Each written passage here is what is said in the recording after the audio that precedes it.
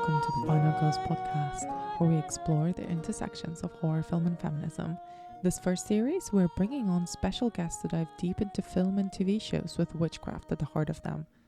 I'm Anna, co-founder of the Final Girls and your podcast host. Today, continuing our series focused on all things witchy, we're going to be diving into a film that I hold pretty dear, and that's Anna Biller's The Love Witch.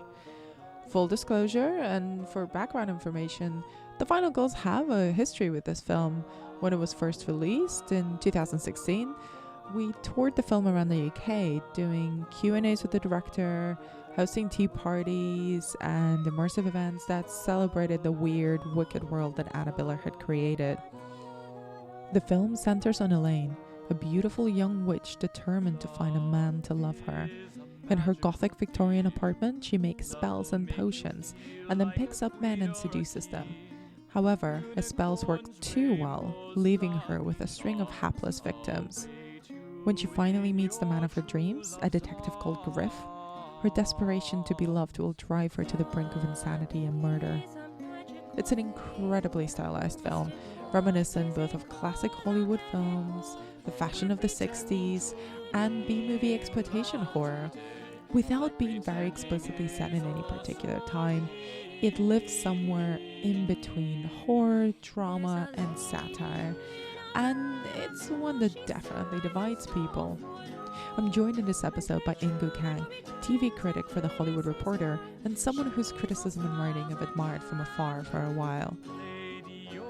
As with our previous episodes, we'll be talking about all the details of The Love Witch from very early on, so if you want to watch the film first, I recommend you do that and then come back to this episode.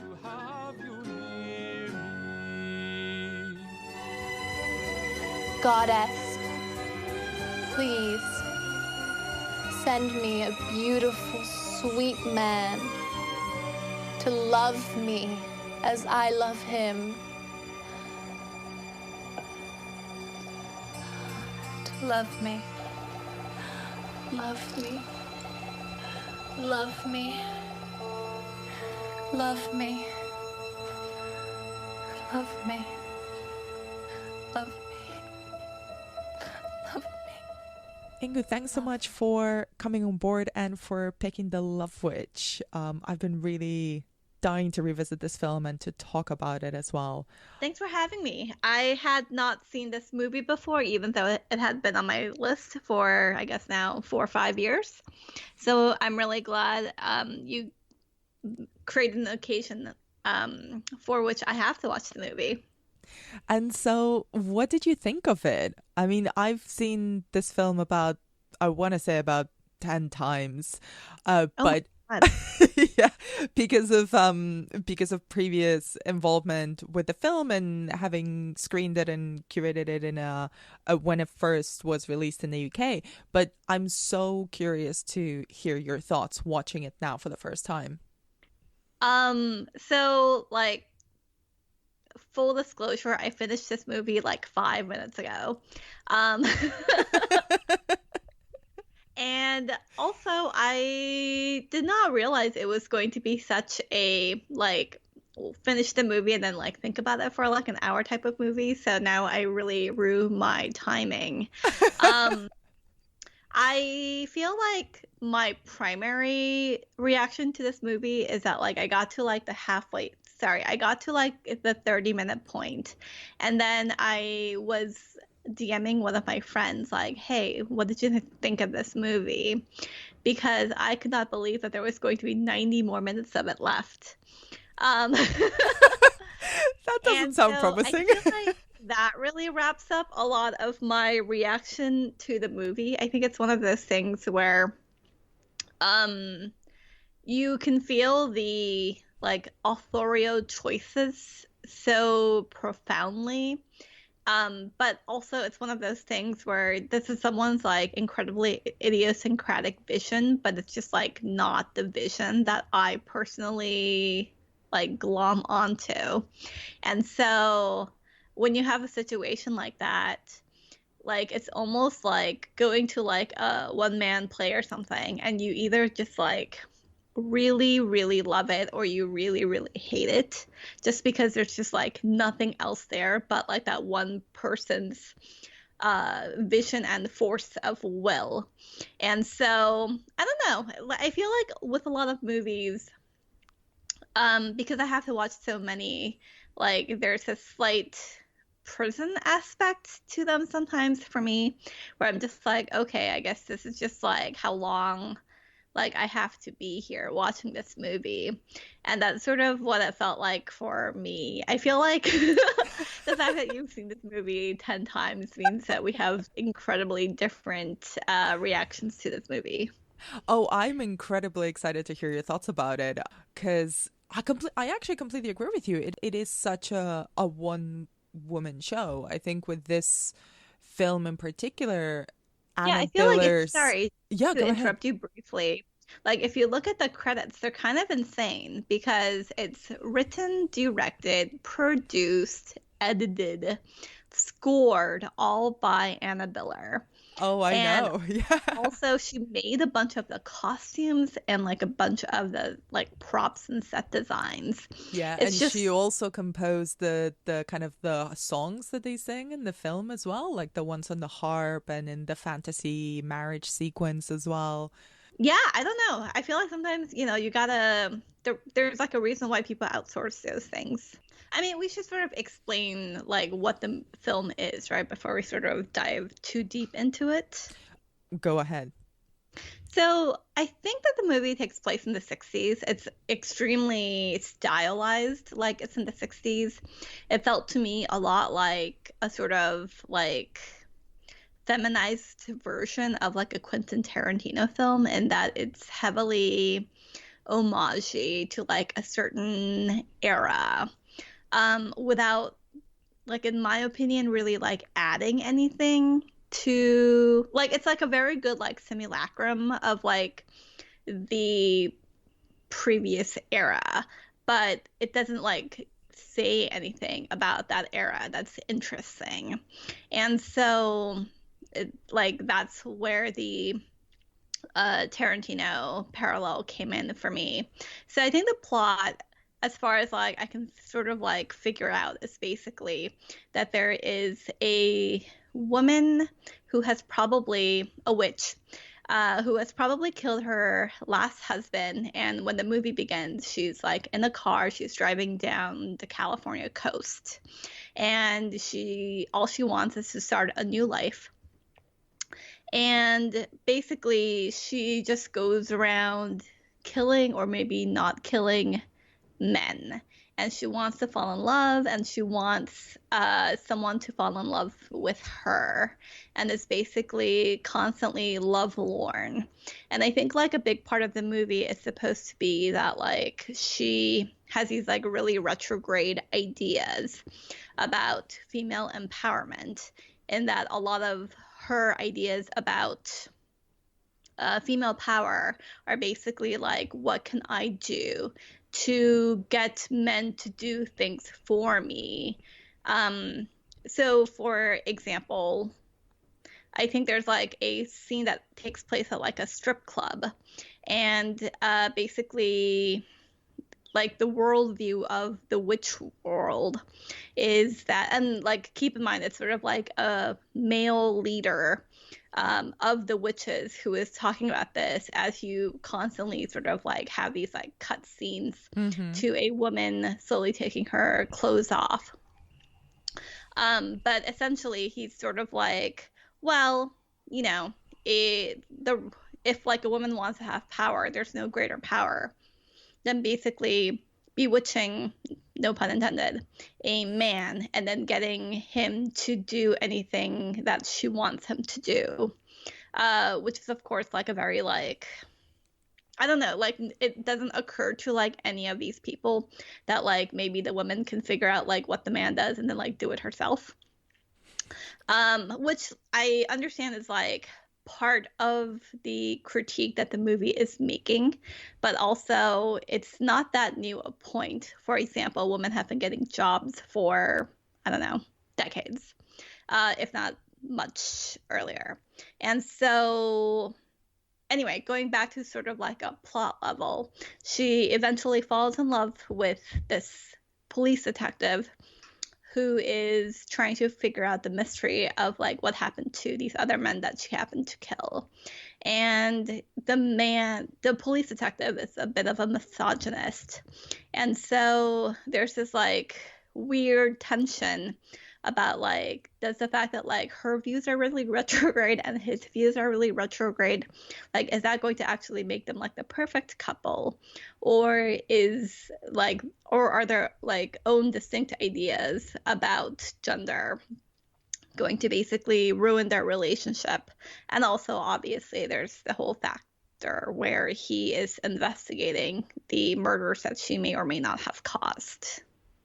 I think that's like a good summary of the film. I think that's a really expansive summary of the film. And can I ask you, because this film, when I've seen it with audiences and seen it by myself, and I haven't rewatched it since 2016 when it came out, so it was really interesting to go back to it again. How did you take this film?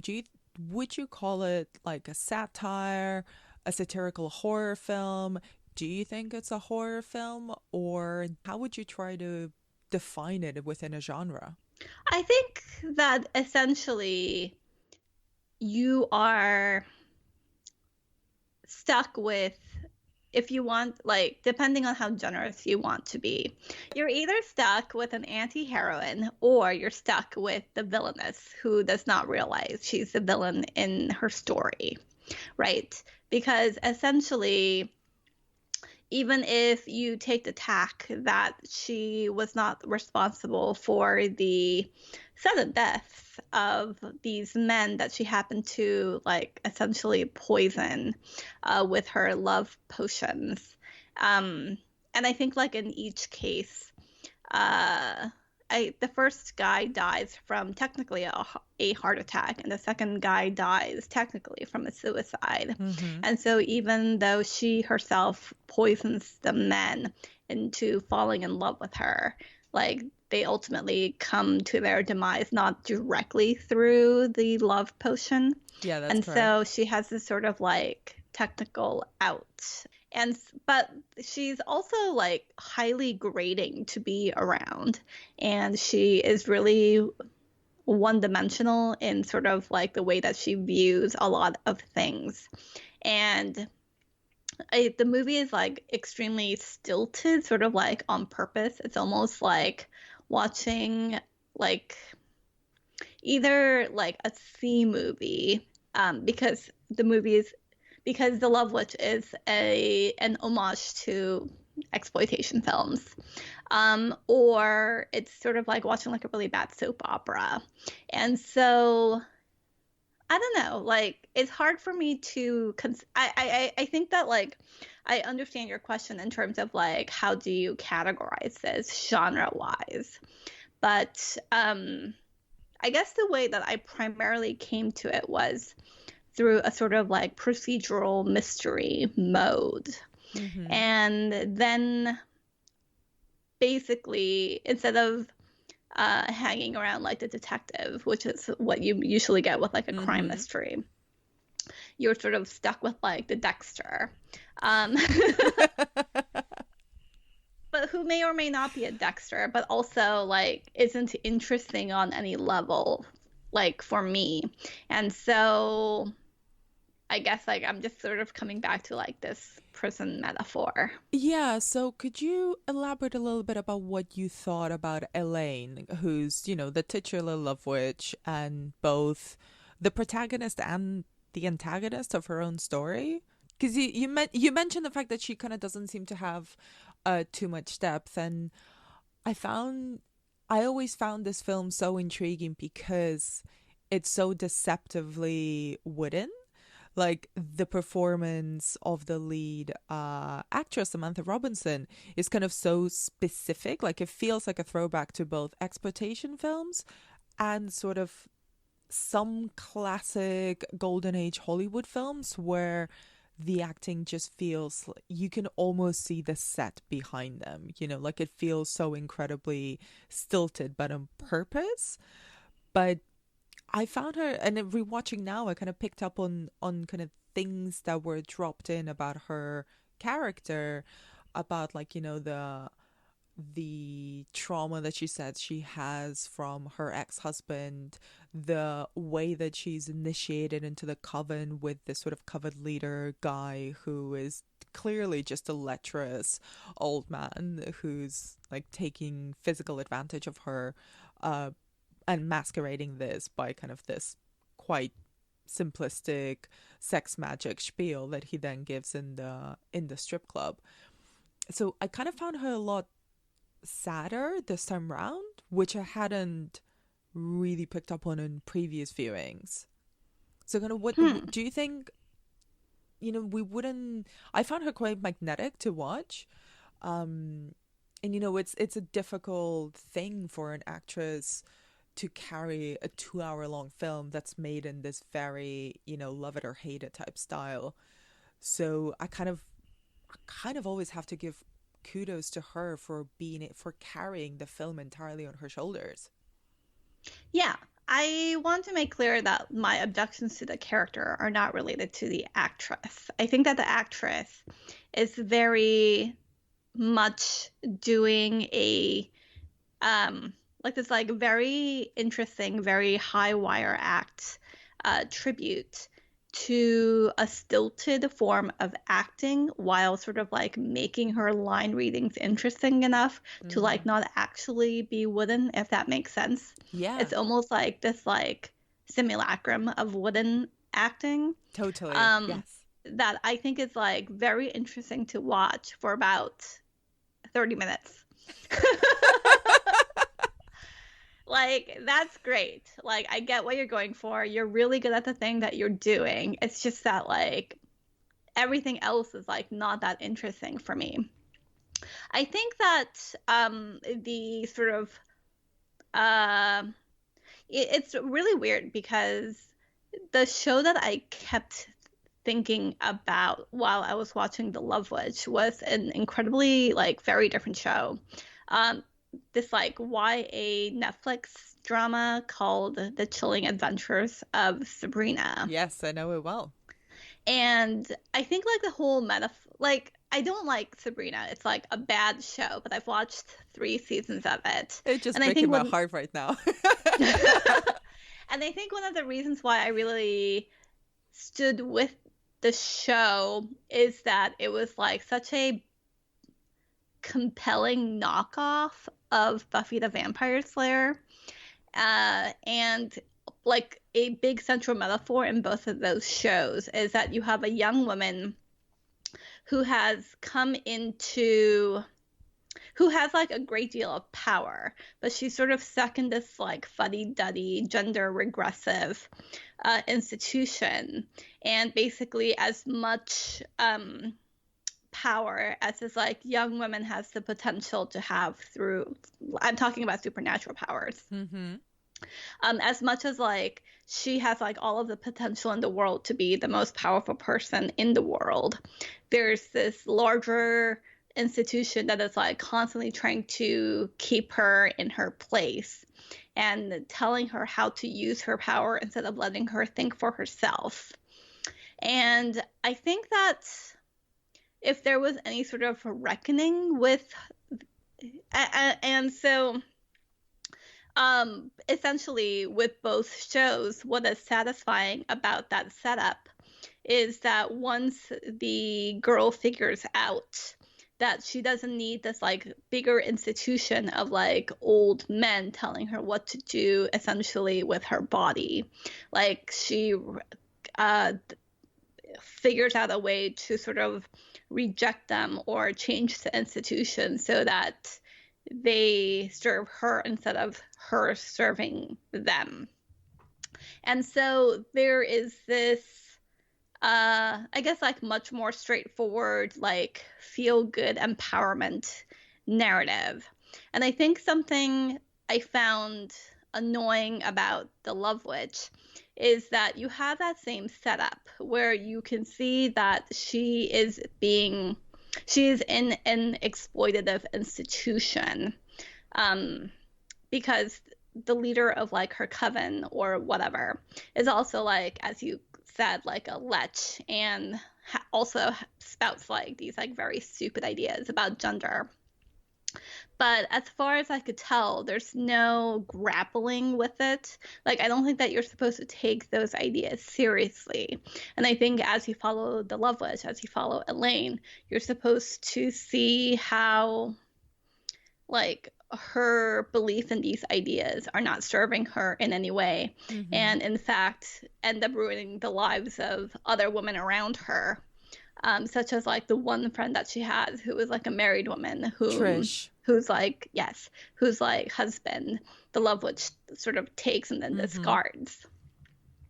But there's no like larger grappling with like her place within witchdom.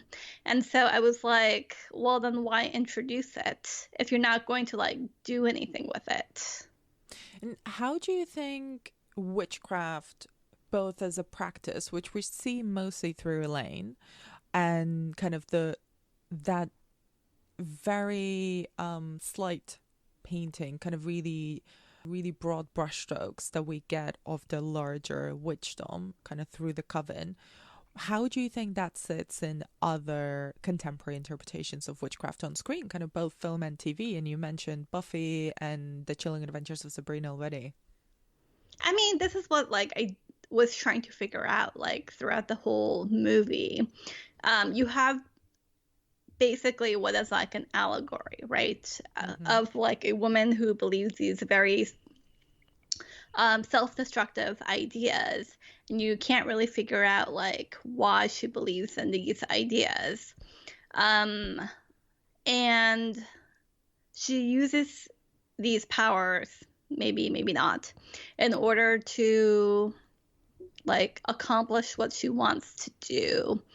But also it almost feels like it didn't even need to be a supernatural story. Like you could basically tell the same story without any of the magic involved, particularly because it turns out she didn't kill any of those men anyway.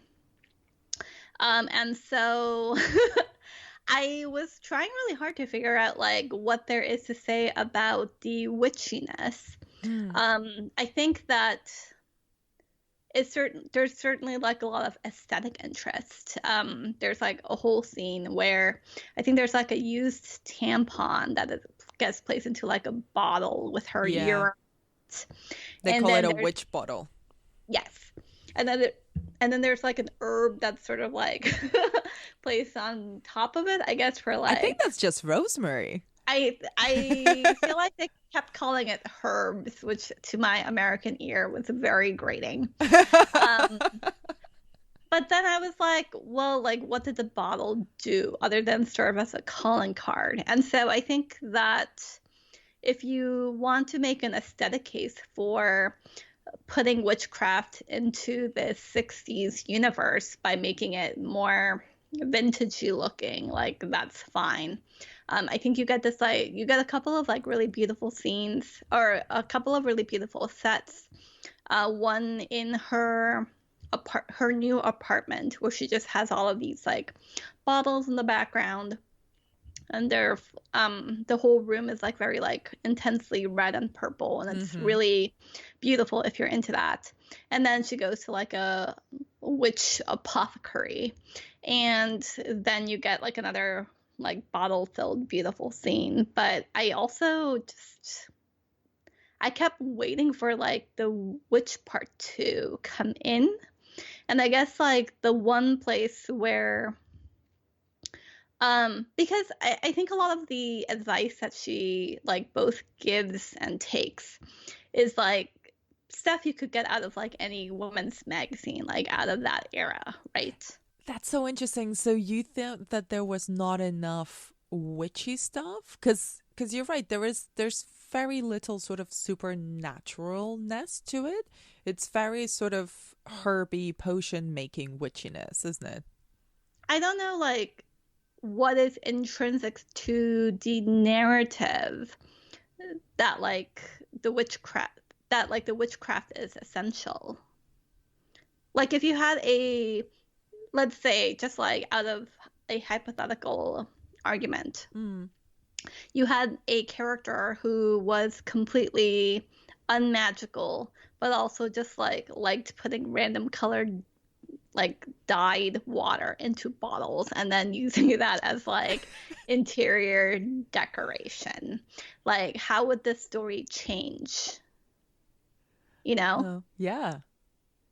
And so I was trying to, I think that like the one of the other reasons to like why I kept thinking about Sabrina and Buffy is because both of those shows have this like very like interesting grapple with like what does it actually mean to be a witch. And I think that so much of it has to do with this power by like young women that like other people are not allowed to have, or sorry, that other people don't even know exists.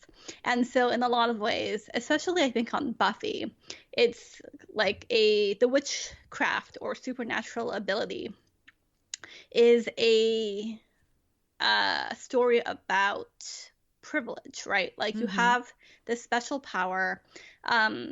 What should you do with that power? And here I was like, what? I don't know. Like I didn't understand like what the witch was supposed to be. She said that like it saved her life, but then you don't really understand how. And so I kept trying to like figure out like why is this witch element even in the story, other than like it's like a cool thing to look at, or perversely it's like cool to make like random people look at like a used tampon, which I think there's some value to that, but that's a different story. There was something that was quite stark rewatching the film, in that they kept bringing all the magical bits back to Elaine's appearance and to women's appearance in general, and kind of bringing it back to sex magic, what they call it, but it isn't really. It just ended up being another flawed element. I think it is satirical, or at least I read it as satirical, of kind of this idea of just the only power that a woman has is her beauty and her looks and her youth, and all the magical elements aren't actually the source of power. There's like a scene in the middle of the movie where essentially she's like in front of her vanity and she starts taking off like various accoutrements on her face, and while she's like looking in the mirror. And so I thought like, oh, is this actually like a crone, or maybe even just like a normal, quote unquote, normal looking woman who uses magic in order to like look really like hyper beautiful, because that's where like the power lies, in her beauty. And I feel like, again, if it was going to make a point, I would have liked this movie more, but I feel like there should have been some way to disentangle like what is powerful about her because she's a witch versus what is powerful about her because she's an extraordinarily beautiful woman. And so I think the inability to tell apart like why a lot of the men were acting the way that they were acting was also like really frustrating. I think there's like also scenes where either the main actress Samantha Robinson or other actresses are dancing and essentially like stripping for men. And that's like another one of those things where you hear through like the sound or like the camera work, like something is happening, but is it sex magic or is it just like plain old male horniness? And I guess like if you want to make an argument that like there is no difference, like again, that would be like a movie, that would be a point that the movie is making. But otherwise, like, I'm not really sure, like, why any of this witchcraft stuff exists, because I felt like the points kept muddling into one another, so that, like, it didn't really seem like she was making any point at all, other than, like, this is, like, a dumb belief, which anyone, I think, going into the movie would know already. What did you think about the relationship as we see it through the film between Elaine and the community of witches? There's a couple of things, a couple of lines that they drop, like, we're never really told where she is geographically. And even like it looks like the 60s, but I think there's like a cell phone at some point. So there's no kind of really specific placing of the film in time or space.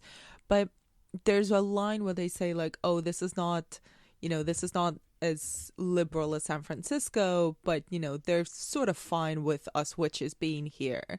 So there's like this distinct kind of conflict already existing between, say, the locals and this community of witches, the coven, or maybe wider.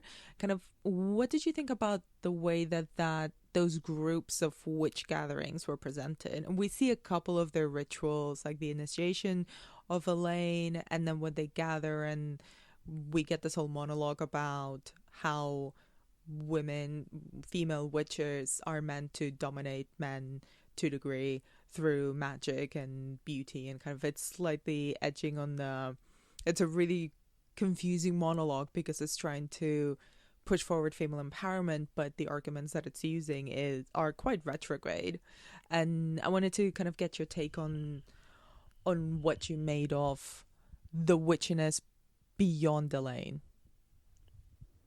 I mean, I think this comes back to one of my biggest frustrations with the movie, which is that it's obviously trying to do too much, and also not trying to make like some larger point. And so you get this like very strong aesthetic vision, but you don't really get a sense of what the writer, director, producer, editor is trying to say about these witch worlds, or where she's located within it. I think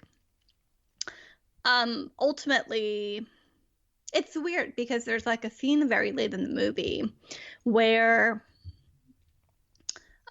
essentially she is sort of talking to the police detective, who is her biggest love interest, about the other two dead men, and he's confronting her about her role in their deaths. Mm-hmm. And she basically talks about how, like, one of them talks about how she's a witch, and then the people in the smaller town where the strip club is start essentially like accusing her of being a witch, tear her away from the police detective. And the reason like why they even really figure out essentially like one of they're like having this very heated conversation about her being a witch. The other people at the bar start to overhear, and then one of the other women in the bar, who I think is also supposed to be a witch, says, oh, she's the one, she's the witch who is responsible for the deaths of like those two guys. And so I think that you assume initially that she is safe in this witchcrafty world, even if it's fucked up. And then it turns out like anyone is willing to sell her out in order to like deflect blame from themselves. And then things escalate very quickly, and she is basically almost gang raped in the bar until the police detective comes over and saves her from like all of the gross men. And you don't see any of the witches in the bar try to protect her. And so obviously like the whole point of that scene is to like beat you over the head with the fact that like this community sucks and there's like no support for her within it. But then you're kind of like, okay, but like we weren't heavily invested in this anyway, so I don't understand like why we're seeing what we're seeing. Then let us begin. All witches need to figure out where their power lies, and we feel that a woman's greatest power lies in her sexuality. We don't view this power as satanic or anti-feminist, but as a celebration of woman as a natural creature, an earthly body, a spiritual essence, and a womb. The whole history of witchcraft is interwoven with the fear of female sexuality. They burned us at the stake because they feared the erotic feelings we elicited in them. Later, they used marriage to hold us in bondage and made us into servants, whores, and fantasy dolls, never asking us what we wanted. One thing that I kind of wanted to talk about was actually the ending, and Griff in particular, who's the policeman, because he really calls out Elaine. They have this whole conversation that you referenced before where he calls her out and essentially not maybe directly murdering the men, but definitely disposing of the teacher's body, and that he could hold her accountable for that, but also about kind of facilitating their demise. But the murder of Griff at the end is really the first and only act of actual violence that we see her do. There was like some pretty specific stylistic choices of, the music suddenly disappears, it's stark silence, and it's a particularly graphic scene in a film that's incredibly stylized. Even kind of with the violent and the death scenes feel almost comedic as opposed to violent, if you know what I mean. What did you think of the ending? Well, so when this film came out, with The Final Ghost, we screened it around the UK and did quite a lot of screenings of it. And we didn't sit through all of the screenings, but we always popped in for the last scene to watch how the crowd reacted, because all the reactions were quite different. And, there's always quite a lot of laughter from the audience, and people kind of really going with the throwback, hyper stylized aesthetic world of the film. But with that one scene, you could literally hear a pin drop, because I think it felt like a really sudden departure. And even rewatching it now, after watching that scene a lot, it does feel like such a sudden departure. It feels like the only real scene. And I almost think that maybe the whole film, even the whole witchiness, all the potion making, all of that, feels like something that Elaine created in order to deal with something else. But that one act of violence is real. So all the stylization, all the world building, all the witchy stuff kind of falls apart because it's just this woman committing a murder. So my issue or my frustration with that scene is that I felt like her journey was like not defined well enough for me to understand why she kills Griff. Go on. I mean, so this movie basically tells you like either she's a serial killer or she is just like someone who likes to mess around with like terrible men, right? It's like either or not. I think in the case of like the literature professor, he's like sleazy, but he's not like a bad person per se.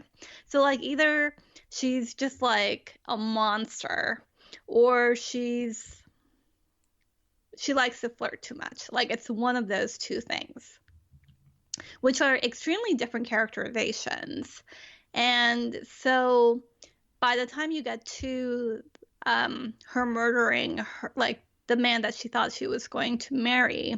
Like this is either just like the culmination of her violence, or it's her like suddenly deciding to give violence a try.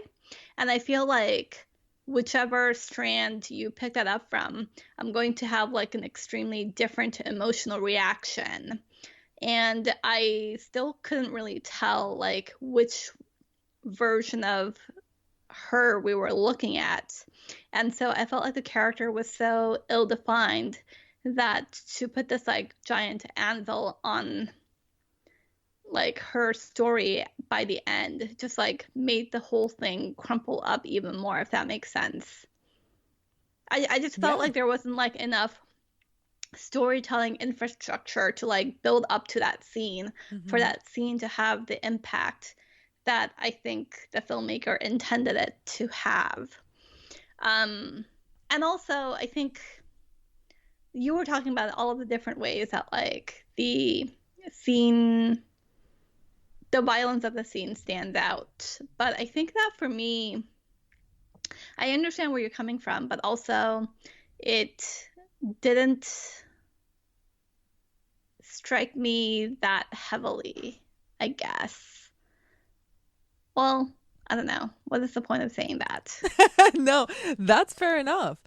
Wait, I feel like we should continue talking about this ending because like now I'm really stuck on it. Oh, okay. Yeah. Do you like the ending? Do you know what? Yeah, I do. Well, you know what? Talking to you, I'm kind of questioning some elements of it. But no, I do. I actually do. I also finished rewatching the film just before we started having this conversation, and I'm still quite struck by it, but I do remember feeling like it was quite a sad ending for her character. And actually, she struck me as quite sad throughout the whole film this time. And that's kind of what I was referencing before, is the fact that, you know, even in this fantastical, over-the-top world, she kind of found her counterpart or someone, you know, in Griff to a degree. You know, all the male characters in this film are kind of totally written for laughs, I think. Incredibly basic and kind of in their psychology and in a way that they speak. And there's this one guy who she meets who confronts her, and I think that kind of just forces her to look in the mirror at the things that she'd been doing. But it's kind of a never-ending cycle. So almost after that ending and her kind of holding that bloody dagger and looking at these paintings and thinking that this is another ritual, it kind of broke, and you know, apologies for the pun, but it kind of broke the spell that she had been placing throughout the whole film, because it didn't seem so aesthetic. And the fact that it just ended there, that we didn't go off and kind of see her continue on her man murdering journey, kind of made it redefined my reading of that ending a little bit. Like it was just her coming out of a traumatic experience and being deep in her own delusion. But this was maybe the only scene that we were seeing that felt real. Well, this and the scene with Trish, actually, which I found incredibly sad, when she discovers that when she goes through Elaine's room, her apartment, and she discovers a picture of her own husband on her boudoir,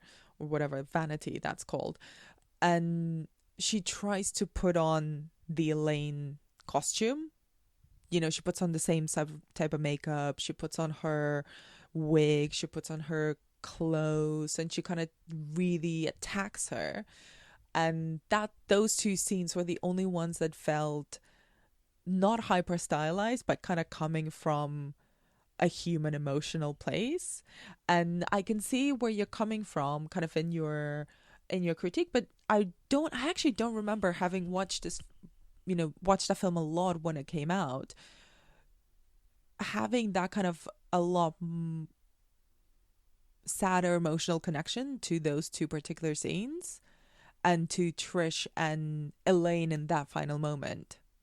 But I think my dissatisfaction with like the Griff murder is that like midway through their romance, you find out he is also a jerk, where he closes himself off to Elaine because his internal monologue is basically like there's no such thing as an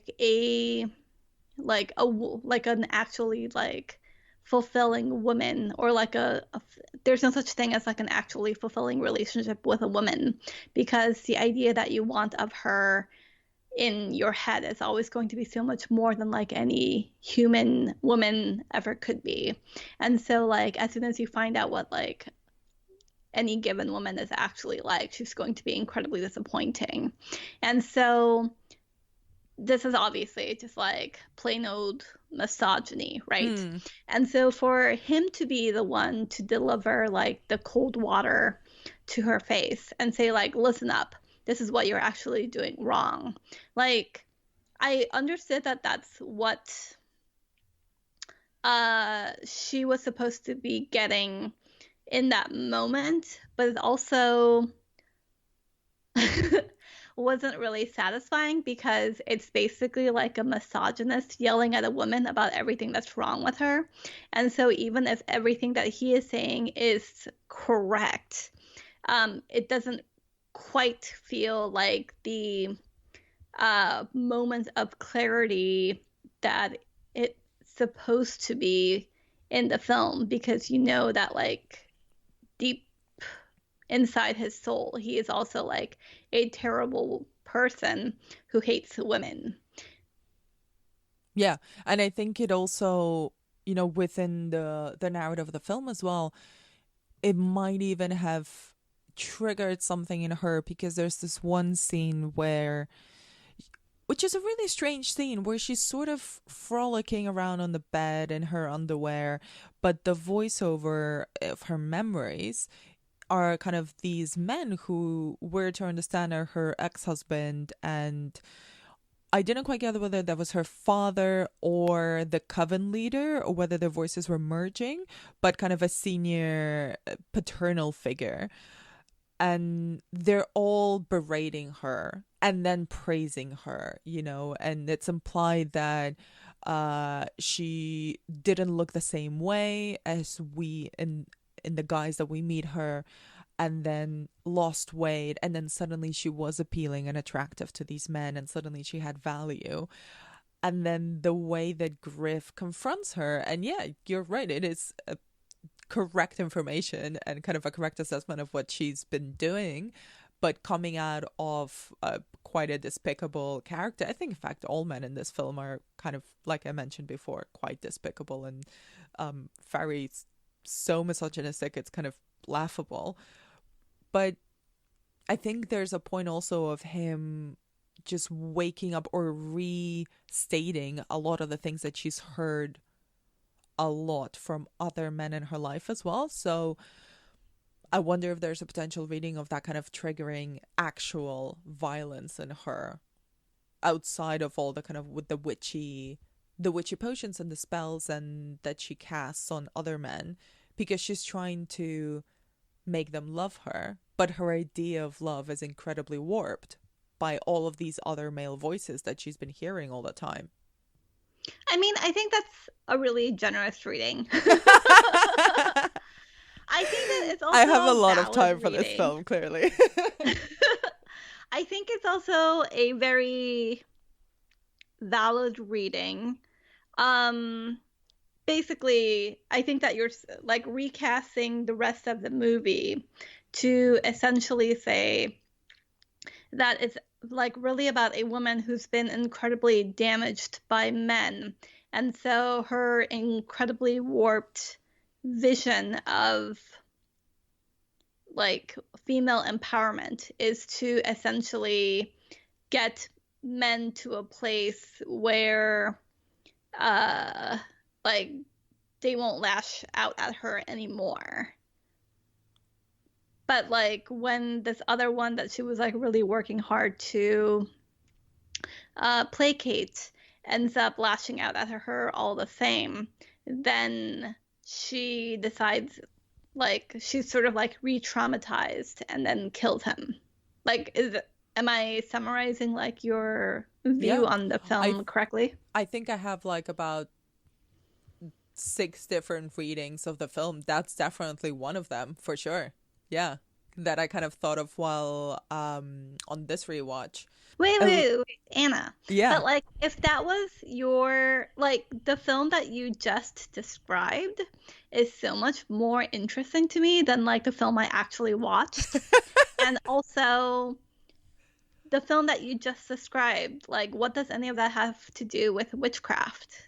Well, one of the things that I find most interesting about witchcraft on screen is that it's synonymous with power, and it's synonymous with a very gendered form of power, because usually the images of witches that we get in film and television are women, right?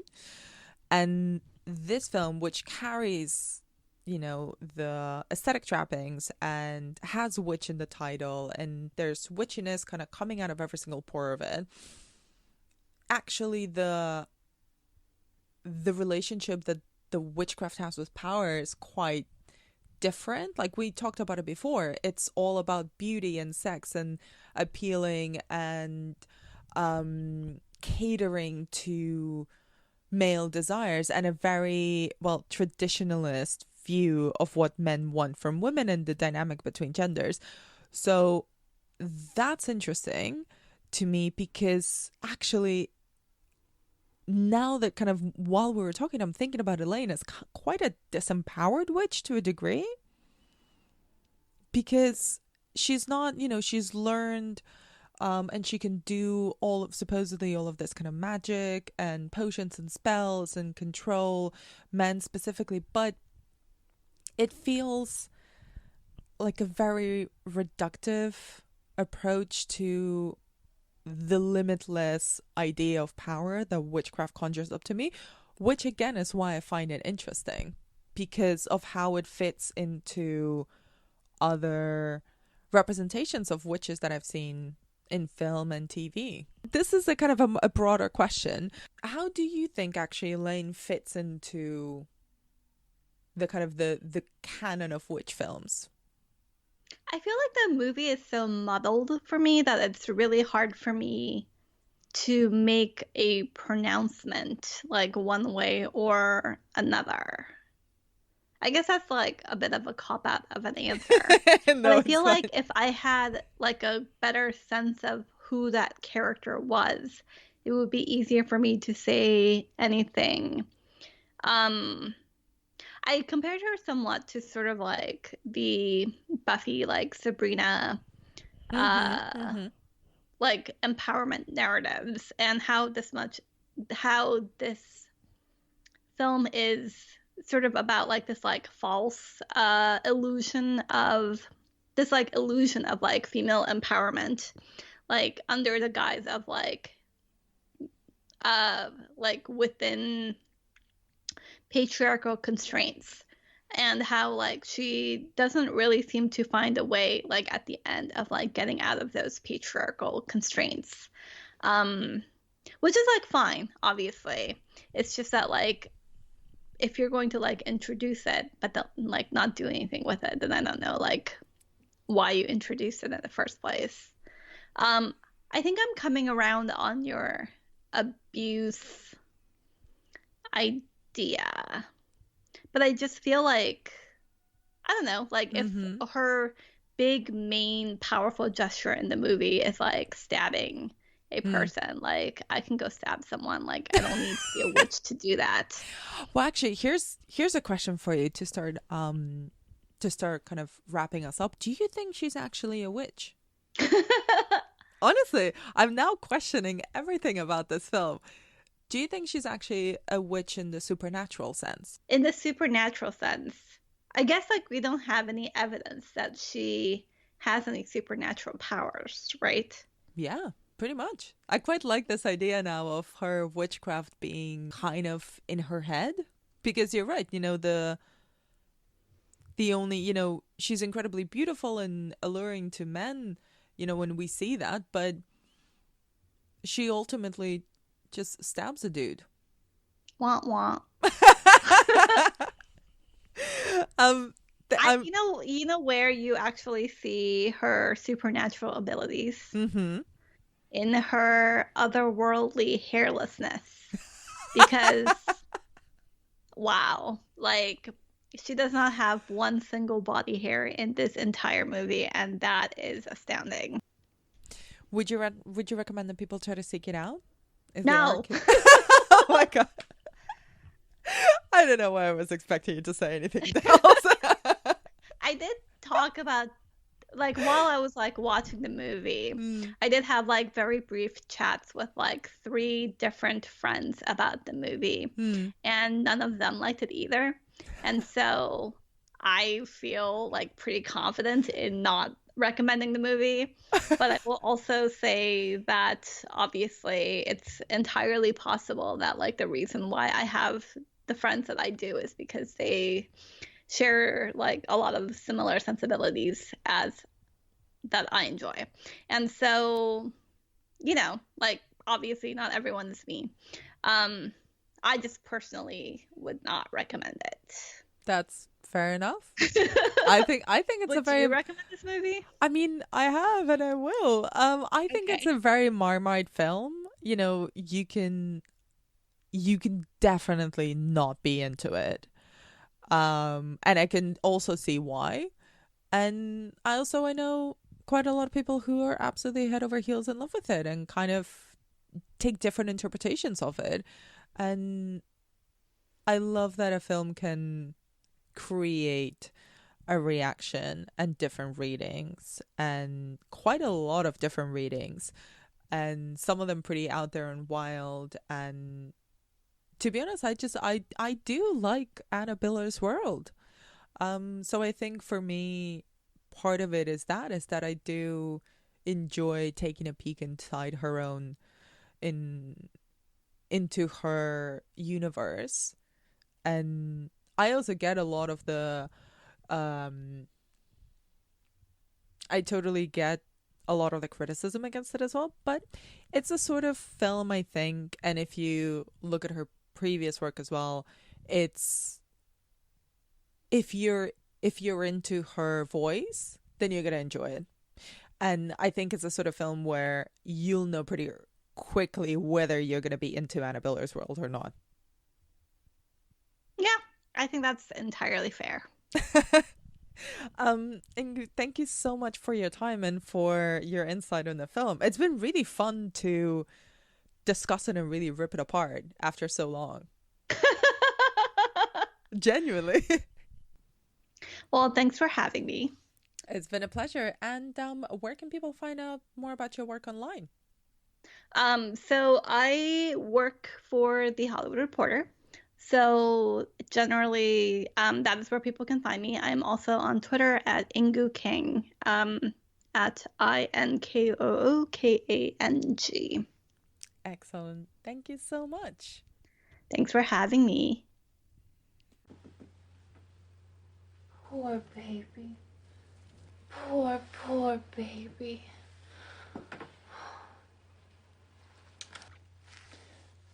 Don't worry. Everything will be okay. Because I love you so much.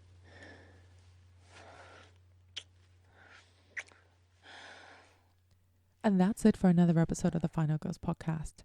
Please do rate and subscribe on iTunes, Spotify, or wherever you get your podcast. You can find out more about what we do on thefinalghost.co.uk and follow us on Twitter, Instagram, and Facebook at thefinalghostuk. Let us know what you think of the series by leaving a review. It really helps us to know what you're interested in and which episodes work the most for you. You can also get in touch with us on hello@thefinalghost.co.uk. You can follow Inkoo on Twitter at Inkoo Kang, and I am on Anna Be Demented. Thank you for listening, and stay tuned for more witchy goodness next week.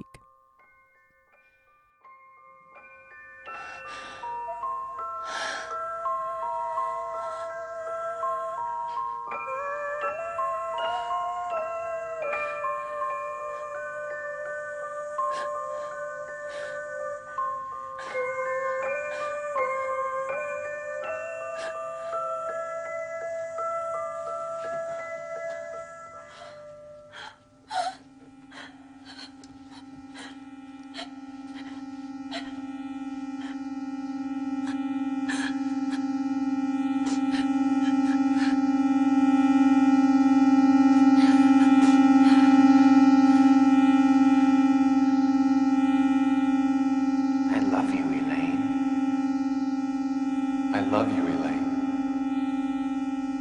I love you, Elaine.